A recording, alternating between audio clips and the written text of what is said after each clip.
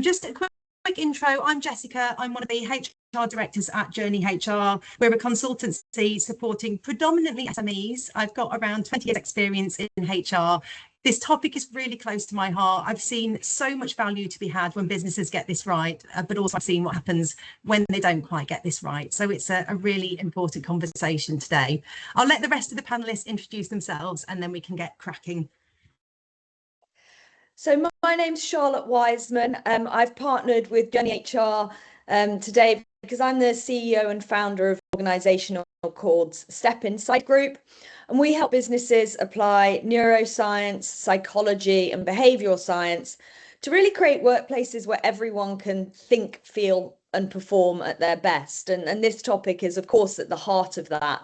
And we do a lot of work around leadership development, which more and more is becoming increasingly important in this topic again. And we do consultancy, mental health work and well-being programs for organisation. Again, this conversation just keeps coming up. So that's why we're here today and why we reached out to Jessica to partner on today's session. I'm Nick. I work with Charlotte at Step Inside Group and I am our neuroinclusion specialist within the organisation and have been involved in putting together some of the programmes that we work with at organisational leadership and team and individual level. I'm very passionate about the subject matter. I did a qualification in it a couple of years ago when I realised that a lot of my clients as adults were getting various different neurodiverse conditions diagnosed, and so decided to educate myself, also have a few personal connections to it as well. So really looking forward to hearing what you've got to say and discussing this on the panel. Hi, good morning everyone. I'm Penny Tuck. I'm CEO of MediaPlus Connect. We are a behavioural media planning and buying agency and we're part of the MediaPlus network of independent agencies. I think I'm here because I've experienced, not as an expert as such, but as a mother of two neurodiverse adult children. One is dyslexic ADHD, the other one is autistic ADHD. And also from working with neurodiverse people in my team, I've therefore seen how my adult children have been treated in the workplace, and more often than not in a negative way. Unfortunately, been able to advise them not only as a parent, but also as a company leader. Therefore, I've been able to provide a perspective to them from an employer's point of view. In addition, this personal experience has helped and informed me as to how we as a company can provide a comfortable and positive environment for all of our staff, not just our neurodiverse colleagues. Would you, Jessica, it looks like you're speaking, yeah. Sorry, I muted myself because I've got someone banging in the background. I was just saying thank you so much to Charlotte and Nick and Penny for joining today. I really appreciate your kind of valued input on this subject. I'm now going to hand over to Charlotte and we're going to get cracking. So Charlotte, what is neurodiversity and kind of what have you got on this subject to help us start this conversation? Well, before we go into the definitions of neurodiversity, which I'll actually let Nick do in a second because she's our specialist in this area, and I just want to make sure I get everything spot on. So I'll hand over to her for that. But I do want to actually check in with the audience just to see how knowledgeable they are, because I see we've got some names, different people, different organisations. Some of you who I know and we're already working with their companies, so hopefully they're going to know all the answers to these true or false stats that I'm about to bring up. Some people I don't know so well. So this is for you, the audience. I'm going to invite you to use the chat function as I go through some statistics and just invite you to put into the chat, do you think this is true or false? That 1 in 100 individuals in Europe have autism diagnosis, and that is that people within Europe, they have the diagnosis of autism. Do we think that's true or false? Into the chat function. How knowledgeable are we? How knowledgeable are we? False. Okay, lots of false. Do we think it's higher or lower? At least that. We think it's higher. We think it's higher. Some might not be diagnosed. Higher. So, Jess, if you want to reveal the fact that is true. But absolutely, as people are saying, that there may be many more people who don't actually have the diagnosis yet, are not aware, but increasing awareness and evolving ability to get diagnosed and clarity on what that criteria looks like is seeing an increase. So we are seeing that increase. If we broaden that out to think about the holistic spectrums of different types of neurodivergence, actually by the end of next year, it's predicted that over 50% of the workforce will identify as neurodivergent in some way. Over 50%, which is incredible. Incredible number. Can I just ask that everyone just double checks they're on mute? We just got a bit of background noise there. Perfect, thank you. So yes, by the end of next year, we expect that 50% of people will self-diagnose or be formally diagnosed. Next stat. Do we think 1 in 3 autistic individuals in the UK are in work? True or false? True or false? False. True. See, I've scuppered you all now because you all went false with the other one. This one is in fact false. Sorry, no, this one is true. Sorry, this one is true. And employers in the wider economy are missing out on skills. You know, we've got 60% of the workforce there of autistic people who could be contributing who are not contributing. We do find that from companies where people are autistic or have some kind of diagnosis of neurodivergence, still only 7% are willing to tell their employers because they fear discrimination. So only 7% are actually diagnosing, so self-identifying to their employers. Next statistic, Jessica.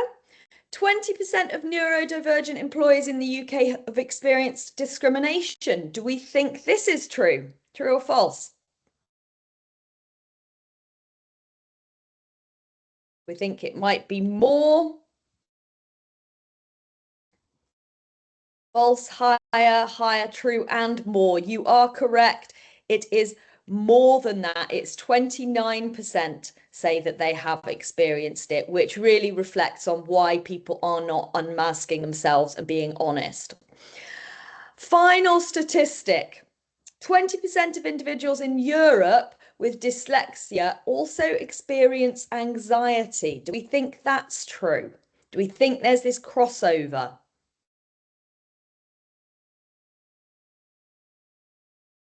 We think it might be higher. We think it might be higher.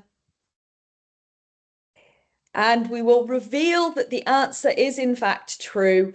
And very commonly people say that it is because of the difficulties in engaging in academic and professional environments and the fear of that discrimination from others. So it is contributing to people not getting into work, being concerned at work, not performing at their best at work. It's a real challenge for organizations. And we've seen that growth over the last year, that more and more companies are coming to us and saying, how do we support people? And that's why we've put together today's panel to really talk about this in a little bit more depth.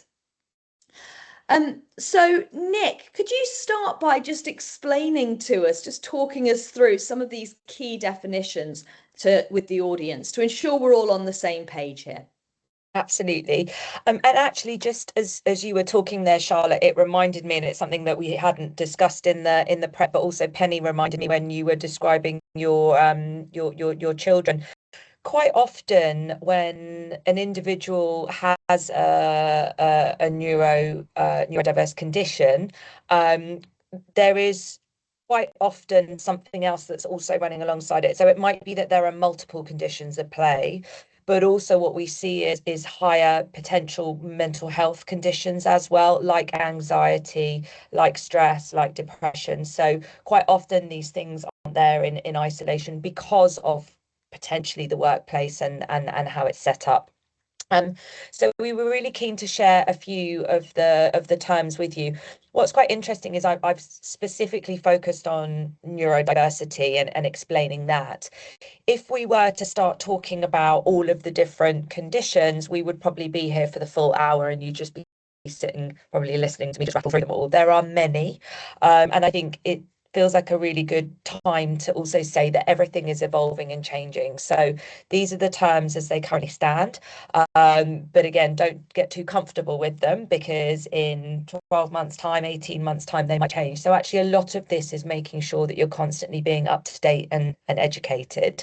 So neurotypical is, and you know, don't like this term particularly, but this brain functioning that's considered normal or expected and fit in with the expected patterns that we have in society and in the workplace.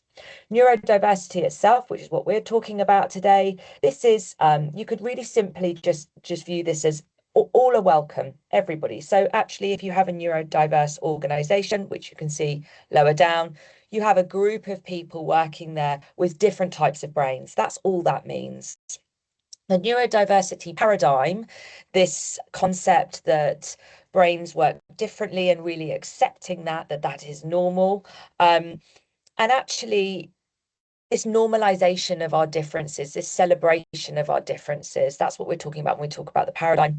And then lastly, neurodivergent is actually talking about a person whose brain function differs from what is considered typical or normal. And again, I use that word very loosely because normal has been created over time to try and tick boxes and to maybe conform to just a standard pattern, whether that be in the workplace or education or in lots of other walks of life.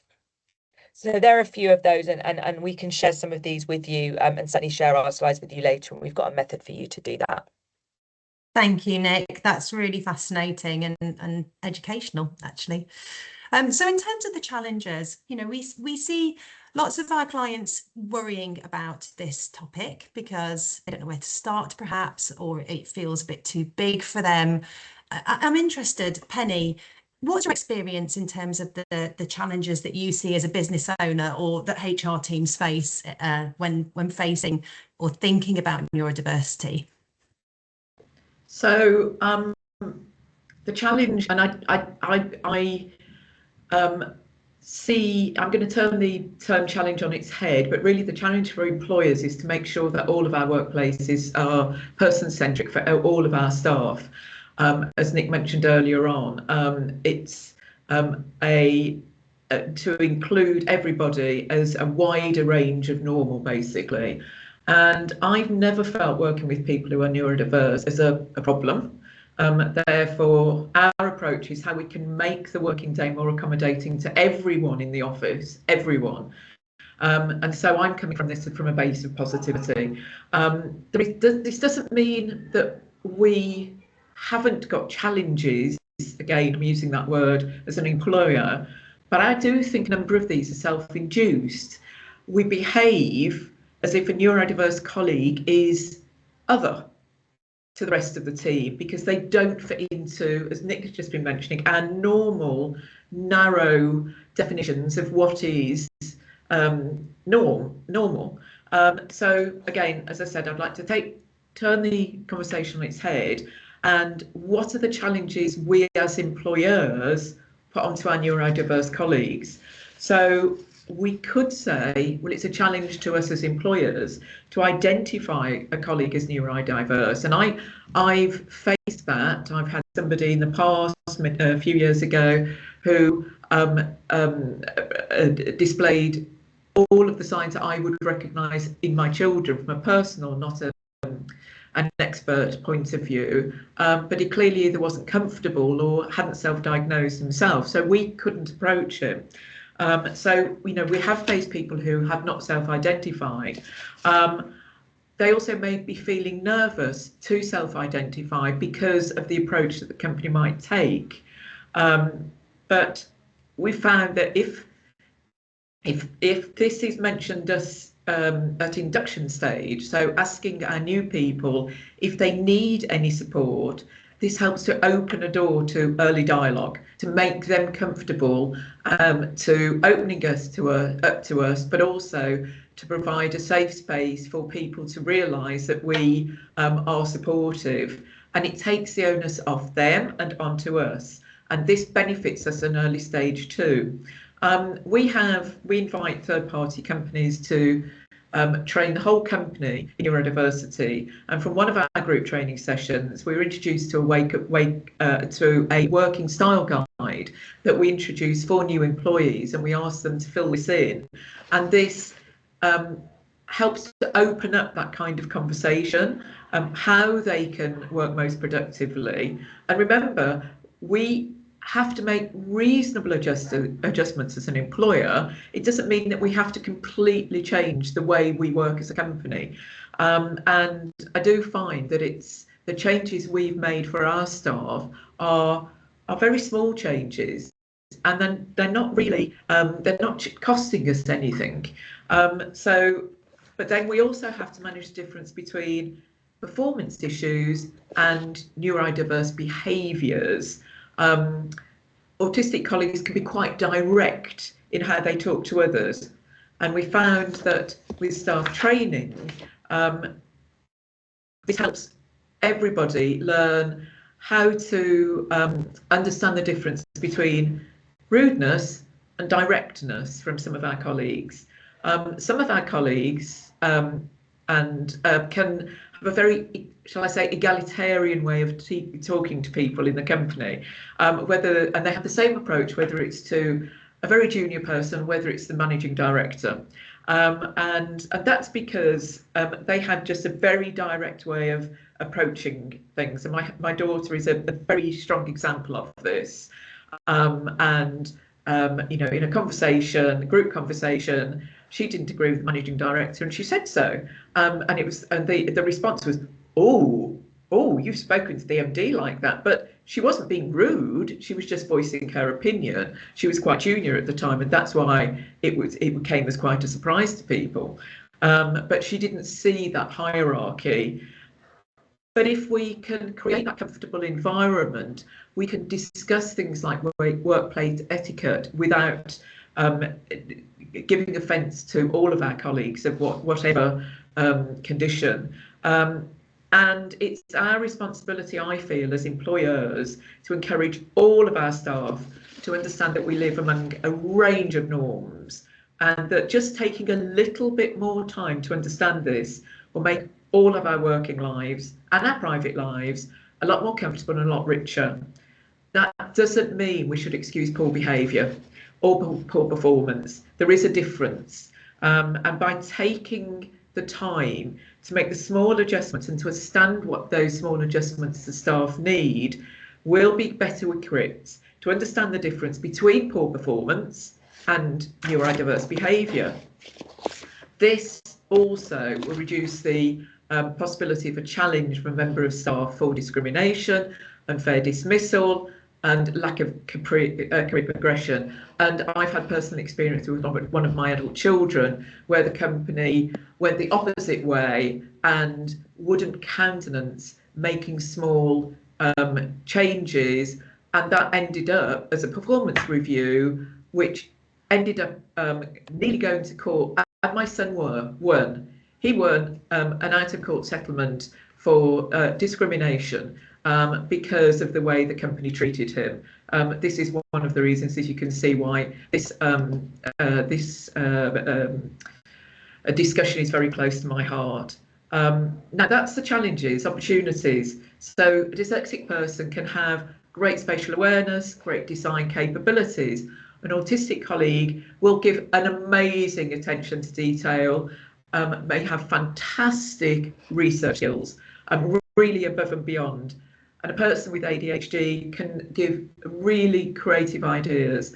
Now, I'm not saying that other members of the team don't offer this as well, but this really can be an untapped pool of talent here. And it really isn't surprising that a lot of our top tech creative and creative thinkers are neurodiverse. And I could reel off a number of very famous names, but I think we all know them anyway. So tapping into those unique strengths and enabling that diverse workplace is good for engagement, it's good for creativity, which ultimately is good for the bottom line. They're also outperforming in the new technologies, including AI. It's that attention to detail, particularly, and my daughter's got this, and she's on the autistic spectrum. She's an amazing research because she will go to the nth degree to find out, understand. And so there is so many talents that we can harness from our colleagues in with these kind of conditions. Yeah, Penny, I'm interested. I love your passion.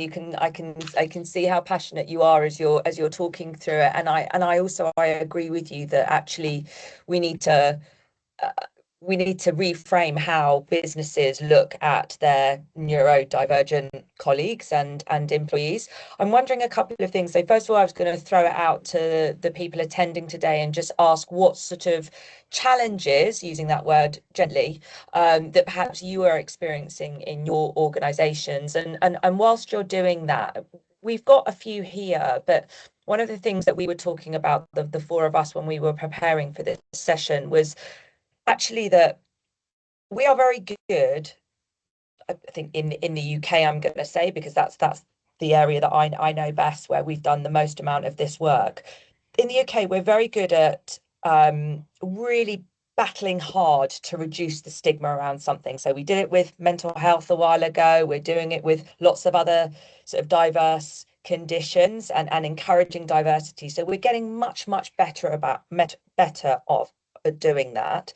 But what we're seeing as a business that supports clients is that inclusion of having neurodiverse colleagues, that quite often is filling a quotient. And once that quotient is full, it's then, well, what do you then do with those employees? How do you make them feel included? How do you work with the procedures and the policies and the practices that you've already got? Because they will have been written many years ago. They probably get updated, hopefully, with Jess and her team and various other people. But actually, how are we making those individuals feel included and part of the business culture? How are we making our recruitment process, for example, our candidate attraction process? So actually, a lot of the challenges that we are seeing are actually around, okay, now we know we've got a diverse workforce. How do we make our organisation a really great place to work for those individuals, so that everybody has the opportunity to be at their best, not just the neurotypical? Charlotte, were you going to add anything else to that? I think maybe the more emerging area of research that we're doing with LSE at the moment is actually around leaders who perhaps in their later years have had a diagnosis of neurodiversity of some kind, and suddenly they're dealing with their own self-awareness and kind of self-learning as they're trying to lead teams. So I think that's often forgotten in this conversation. We think about, well, leaders have got to support the teams, and we forget that actually there are many leaders who are starting to find this as well, that this is a new area for them to personally be dealing with. I'm interested, Penny, you touched on the legal element of how employers can be taken to court over this. There've been many cases of it recently. Jess, is that something that you get talked to about recently? You know, is that coming up as a key topic and a challenge for people, a concern about that legal requirement? Yeah, and it's one of the biggest risks is people not really understanding the law and how it connects into this subject. So a big one for me be the Equality Act 2010. So under the Equality Act, a disability is a protected characteristic, and many of those neurodivergent conditions, so autism, ADHD, dyslexia, can amount to a disability. So typically we see grievances raised in 3 areas relating to the Equality Act. The first one is that direct discrimination. So that's when someone's treated differently or less favourably because of their condition. The next one is indirect discrimination. And this is often where companies fall short, where they've got policies in place, but a policy applies to everyone, and it might be disproportionately disadvantaged in neurodivergent people. And then there's that harassment and victimisation. So we do see companies falling short in these areas. We do see grievances being raised, and we do see tribunals being raised against it as well. So there is a legal risk in getting it wrong. It means there's potential claims. It means there's tribunals arising, and we see them coming through. It's a very real thing. So one we have to take seriously, right? Yeah. And what kind of support then do do companies come to you asking for, other than, can you help us rewrite our policy? What sort of questions do you have to answer for them? So it's an interesting one. When we develop HR strategies for clients, equity, diversity and inclusion really has to be the foundation of the strategy. So when clients come to ask about neuroinclusion as a separate piece, we really take a step back and look holistically at the entire people strategy from start to end. So that's looking at the entire employee life cycle from before recruitment even starts, right through to someone's career, right through to them exiting the business. So it really has to be that holistic 360 review. The areas which clients generally worry about in this area are hiring and recruitment. So how can policies be adjusted, or recruitment processes be adjusted to be more inclusive to neurodivergent candidates? What accommodations should people put in place during interviews? How can people access talent without relying heavily on traditional skill set expectations? And then we have clients worried about workplace adjustments. So what reasonable accommodations might neurodivergent employees need? What flexibility can they put in place across their general policies and procedures to support people? There's obviously, as Penny mentioned, the training and awareness piece, which is so important. So how do we train managers to better understand and support neurodivergent employees? What kind of awareness programs can we put in place across the wider organisation? There's the performance and communication bit, as Penny rightly mentioned as well. Employers can struggle sometimes in understanding the difference between a neurodivergent condition and the performance piece, and they just automatically link it together, which is where some of these problems can arise. And then there's obviously the culture and inclusion piece as well. So how do organisations build cultures that truly value neurodiversity rather than just accommodate it at the side over here? Yeah, and I'll come back to you at the end for some top tips for the audience on that, because of course you've reeled off all the areas they need to be thinking about, and they're all sitting there going, give us the answers, Jess, give us the answers. You did touch on that challenge of managers and how do managers support. Now, Nick, I know this is something, most commonly when we're faced with working with teams of leaders, people are just worried. People are just nervous about, like, what can I say? What can I not say? How do I manage this? What kind of things do you help managers to understand through that process? And maybe just tell us a little bit more about the advice you give to organizations. Yep, absolutely. I think to start with, just to share a couple of stats with you, which I think are really relevant to this part of the conversation. So EY did produced a global report in July where they looked at neuroinclusion within the workplace, and what they found was only a quarter of neurodivergent employees feel included at work. So we know that that's a problem, and more worryingly, around 40% are intending to leave their job within the next 12 months. So actually, managers are really under pressure to try and find different ways to be inclusive and to work with their neurodivergent employees and themselves, again, if they have their own diagnosis. line manager behaviour is the one thing that will drive inclusion within the workplace, yet we see around probably just over a third of organisations actually training managers on it. So when we are doing the work with our clients, what we're saying is, actually, this isn't about knowing the answer to every question and every problem that arises.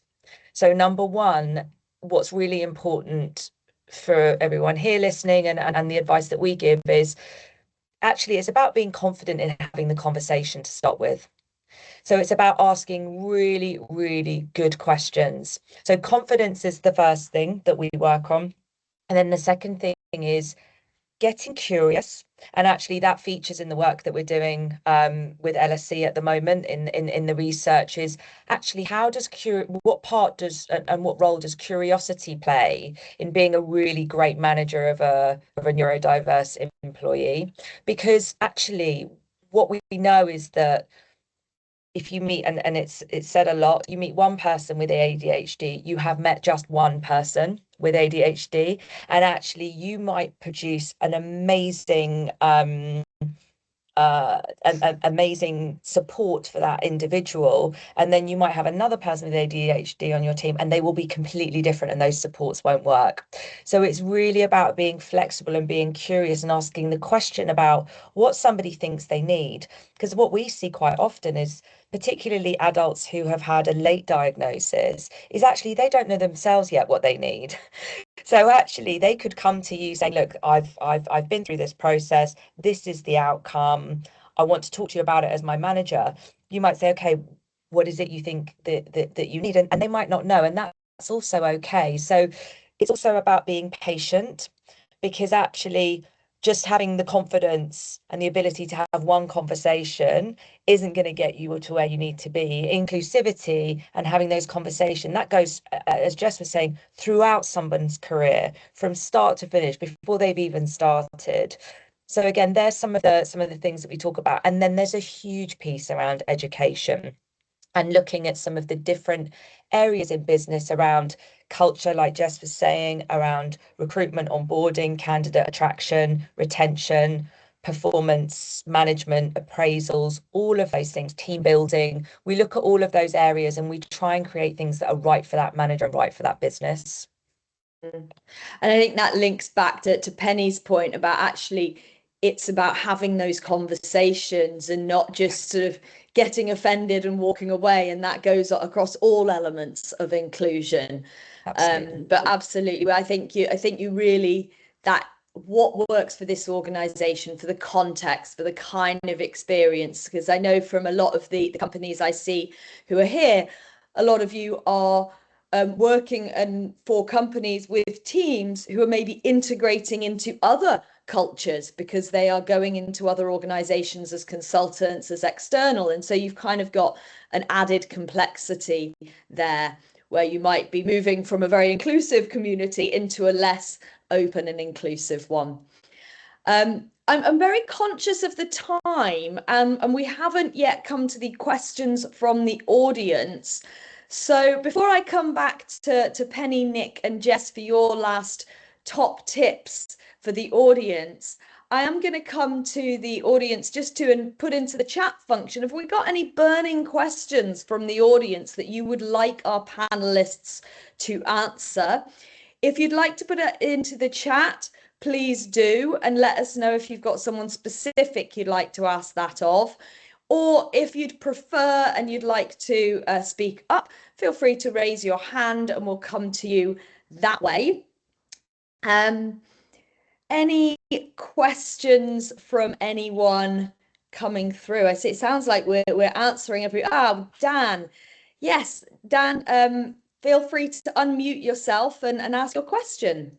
Yeah, I'm really interested. I mean, given the vast different audience on the call and everything else, but as an organisation, we've had people that have come to us, and specific employee, for example, with ADHD, but then how do other organisations communicate that to make them feel more integrated, as an example?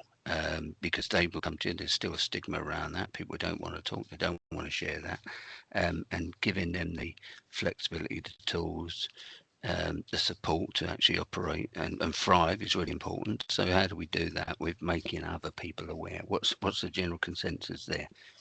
So in terms of when one person is getting adjustments for their condition, how others don't say, well, actually, I want that too. Is that kind of that fairness element? No, more so around the management, in terms of they might not be aware of that individual, so their performance may be lagging. There could be issues there, but so how do we make leadership teams aware of that individual's without concerns to their confidentiality? Absolutely. Yeah. Penny, I'll come to you first. Is that something you've had any experience of in your work? I mean, yes, it is. But I think things like, and you're absolutely right. It is. It needs thinking around in terms of making the wider team aware, and because obviously it's got to be done with full consent of that person. And I think the way we approach it is that we want to make our working conditions as flexible as possible, which encompasses everybody. So those conditions that become more suitable for our neurodiverse colleagues, but everybody can share in that level of flexibility, but also training and awareness. We do awareness training for the whole company, but as Nick mentioned just now, we also do manager training as well, specific manager training to help them understand how to work with their neurodiverse colleagues. That helps take away some of the nervousness around those, because it helps our colleagues approach them in different ways. I'm not going to give tips here because everyone is different and it would be inappropriate of me. And as I say, I'm not an expert, so I can only work with my staff. I will say, with one example though, following a group training session, and this was an awareness one of my members of the team came up to me afterwards to say they had challenges as a child and all through their education, and they genuinely felt that they were dyslexic because they'd always had problems with reading and writing. It had damaged their education and all the rest of it. And that person is a bright cookie. But just that training session gave them the confidence to come to me and say, Penny, I think that's me. Now, the other thing to remember is, and again, I'm not the expert, so please, guys, correct me in my understanding. But if somebody diagnoses as neurodiverse, that is enough under the law for us to treat them as such. They don't have to have a formal diagnosis. So as soon as anybody in my team, and it's happened twice now, come to me and say, I think this, then to be quite frank with you, we thought it beforehand anyway, but it's not up to us to kind of go, do you think? But then everything kicks in anyway. So I would just say, having as flexible as workplace, that is reasonable, and again, it is what is reasonable. It's not about completely changing everything in your working conditions, but it's what's reasonable. And it's amazing to find how flexible you can be under that banner of reasonable, and how I can only go by my experience, but how the changes don't have to be major. They can be subtle adjustments, they can be little adjustments. But if you've got a more flexible working environment, then that takes that stigma away. And it also takes that, well, why they're getting that extra treatment and I'm not. So that's the way we approach it. It might not be appropriate in all environments. Our environment does allow for that. Yeah. And it's interesting, Penny, from our view, and just to add to that, Dan, we find that getting people to work with actors, to sort of go through practice conversations. Those sorts of things are always really, really powerful for managers through that training process as well. Yeah, thanks, Penny. Sean. And the example Penny gave around dyslexia, we've had those scenarios as well. So I think that's, it's a really good point as well. So thank you both. Yeah, great. And I just see that Kate's put a question relating to my other point about how you make sure that sense of fairness. And Kate, that's why it's not just about training your managers. It's really important. So often companies go, oh, well, we'll train the managers. But if the rest of your population, which is the majority of your population, don't understand the bigger picture, then there's always going to be that discrimination. So we would always advise that companies do an organizational wide approach to general education alongside their managers training, to make sure there is that holistic understanding. And then make sure that there's a real follow through after that, so that there's not just a one-hit wonder of we ticked that, everyone will remember it forever, because they won't. I'm just going to ask for 30 seconds because I'm conscious of time, Jessica, but there's a couple of questions on legislation there from Lorraine and David about organisations having disabilities on record and discrimination being claimed. Do you have any insights you can share to answer those questions from Lorraine and David, please? Sure. So in terms of people not disclosing their condition and then trying to retrospectively make claims, so it's a bit of a grey area, to be honest. So employers are usually only required to provide adjustments after they know that someone is neurodivergent, or if they have any kind of disability or anything of that nature. If they haven't disclosed it and there were no clear signs, it is going to be harder for them to argue that the business failed to accommodate them. However, if the signs were obvious, so if someone has really obvious sensory overwhelm, for example, communication struggles, any kind of other challenges, the employer should have reasonably known, which strengthens their case. So I would suggest to any employers, if you see someone struggling, reach out to them, try and find out what support you can put in place. If they don't want to disclose anything to you, that's fine. But always try and support individuals in the workplace, because you are likely to get these claims coming through. I know that's not wildly helpful because it is a bit of a grey area. And then the other question, do organisations have your disability on record? Not quite sure, Lorraine, what that question is. Are you asking, do people need to start collecting disability data? If you could just clarify that, that would be helpful, please.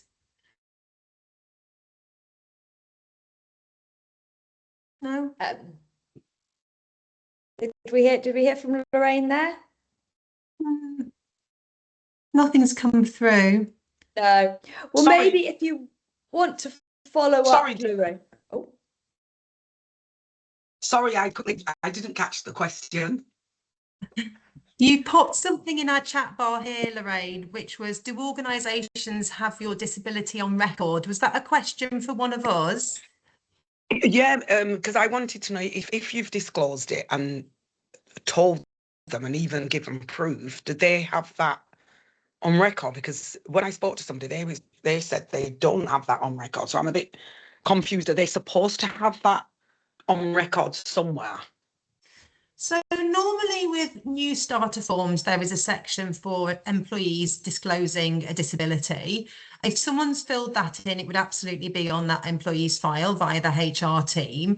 If someone goes to their line manager or the HR person to disclose that they have got a neurodivergent condition, that should be on record with the HR team. So I would expect the best practice is for the line manager to then go to HR to discuss the fact that someone in their team has disclosed a condition so that reasonable adjustments can be made. Does that answer your question? It definitely does, yeah. I need to chase that one up because when I spoke to HR, they said we don't keep these things on record. But I mean, I disclosed this quite a number of years ago, and I know everything was sent to them. So I just need to chase that up and clarify that. But thank you very much for that. Glad it's been helpful, Lorraine. I just we saw would Nick's also, mouth moving, yeah. yeah.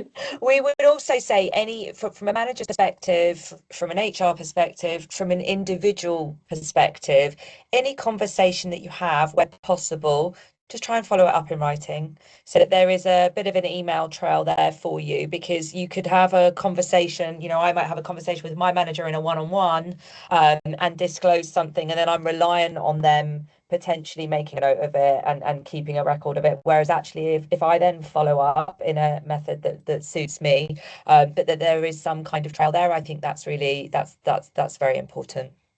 Yeah, and it also ensures shared understanding, because so often we say we think we've understood and the other party has maybe a different understanding. So absolutely, yeah.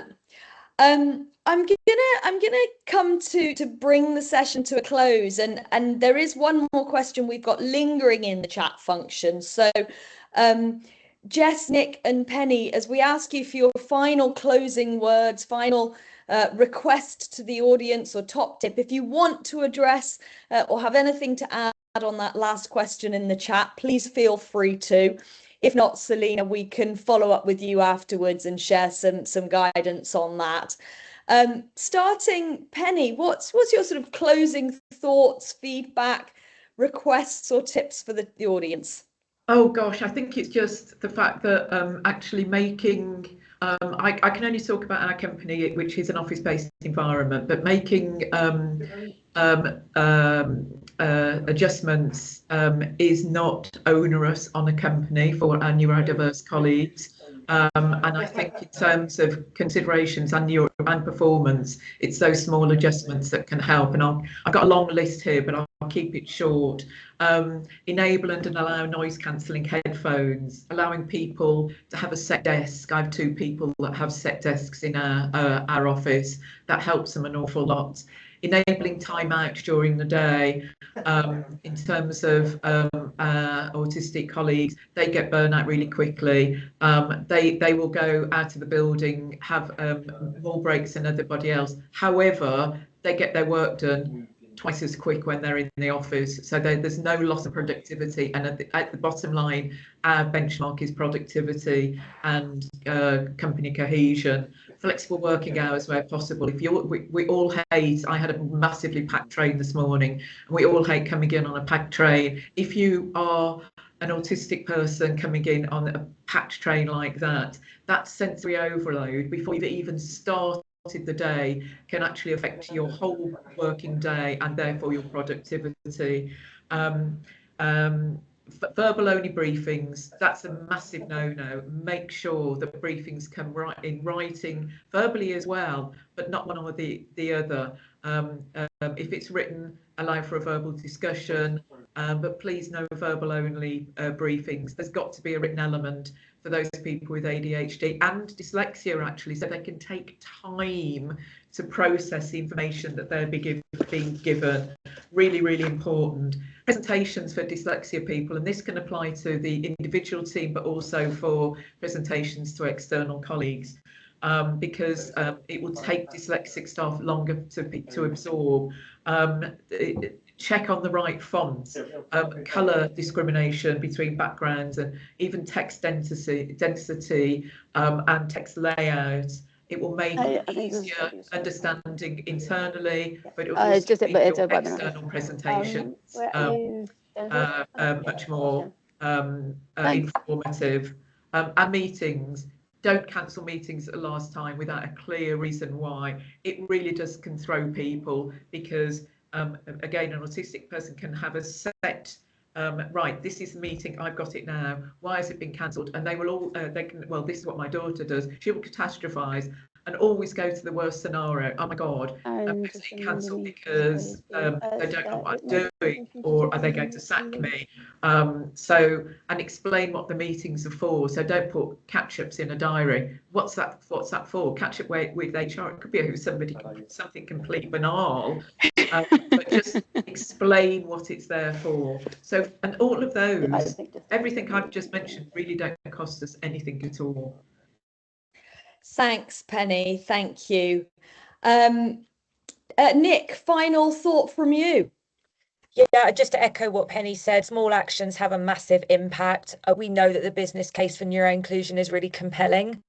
And it's not just about compliance and ethics, it's about being able to access transformational skills, to be able to drive information. All of the research shows just upside in being neurodiverse in your approach as a business. There is a real measurable ROI there. And actually the gap isn't now in the intentions, because everyone has good intentions. It's actually organizations are failing at the execution level, where managers are interacting every day with neurodivergent employees. The challenge isn't always now awareness, because I think people are becoming aware. It's about changing those behaviors at scale. We know that technology is an accelerator, so there's lots of different emerging technologies that add support in there, so definitely make sure that you're clued up on that. The urgency is real. We know we have particular talent shortages, and actually one of the things that was really interesting in researching for this discussion and looking at the EY report that came out is actually neurodivergent professionals are excelling in the 10 fastest growing workplace skills, including things like AI, cybersecurity, big data. So actually for most businesses that are looking to grow in that area and develop in those areas, actually it pays to make sure that you are being neuro-inclusive. And we'll have lots of different ways to get in touch and different things to follow up off the back of this, but just be curious, be confident, ask lots of questions, and actually take the pressure off yourself for having all of the answers. Actually just get curious and ask your neurodivergent employees what they need. Yeah, thanks, Nick. And Jessica. Hi. For me, it would be making sure when you're considering this subject to just really take a step back and think holistically about your entire people strategy. This isn't a problem that can be solved over here with making one adjustment. You have to really look at everything you're doing and kind of weave it throughout your people strategies to make that a difference that lasts and that is embedded properly into the organisation and into the culture. But also I'd encourage people to lean into strengths, right? Neurodivergent people, as we discussed today, often have that hyper focus, brilliant creativity, brilliant problem solving and pattern recognition, etc. So lean into that and kind of utilise those people, because it's beneficial for all. It's going to be beneficial for your business in the long run. Thank you. And thank you all for joining us. We will just close the panel by saying thank you to Penny, Nick, Jessica, to you all for joining us. We have all shared our email addresses there, so if you've got any questions, please do come to us with your questions. Jessica will share with you the slides and also a feedback survey afterwards. This QR code is here for you to scan now. This will just give you an opportunity to request if you'd like us to share some top tips from today's session and some other ones of our own. So there's an opportunity for you to get access to some additional resources there. We also have at Step Inside a neuro-inclusion acceleration matrix, which you'll have an option of getting information about if you're interested. We've mentioned a couple of times the research we're doing with LSE, which is around leaders with conditions that have been diagnosed. So you'll also have the opportunity, if you'd like to get involved in that research, and the opportunity to be invited to future roundtables and events that we are hosting. So if you want to join any of those events or get any of that information, please do. Thank you so much for your time, and we hope to connect with you in the future. Thank you.